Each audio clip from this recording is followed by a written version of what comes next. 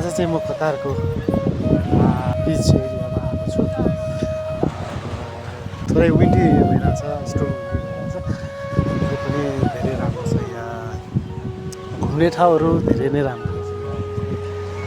बिच side हो होइन, अनि यतातिर अब हामी चाहिँ खासमा पिकनिक आएको हो, साथीसँग पिकनिक आएको। यतातिर पनि धेरै राम्रो छ, यस्तो ठाउँहरू पुरा भरिभर आउँछ, सजाउँछ, धेरै राम्रो छ गाइस। म पनि फर्स्ट टाइम हो, नयाँ नै हो कतारमा, त्यही भएर त्यति ठाउँहरूको नाम थाहा छैन। सायद फ्लाइङ बिच होइन, समथिङ के भन्दै थियो साथीहरूले, फ्लाइङ बिच नहुन पनि सक्छ सायद। धेरै राम्रो छ यहाँ, फन पार्क जस्तै पनि रहेछ, सक्नुहुन्छ यहाँ बस्ने ठाउँहरू धेरै राम्रो छ गाइस। तपाईँहरूलाई पनि इनकेस फुर्सद छ, तपाईँहरूको टाइम छ र घुम्न आउनुहुन्छ भने चाहिँ यो बिचमा आउनु होला, धेरै राम्रो छ। केही खाना नास्ताहरू बनाउनु पनि पर्छ, हामीले सेल्फ बनाउनु पर्ने, त्यही भएर हामी चाहिँ त्यतातिर लाग्यो गाइस। ओके।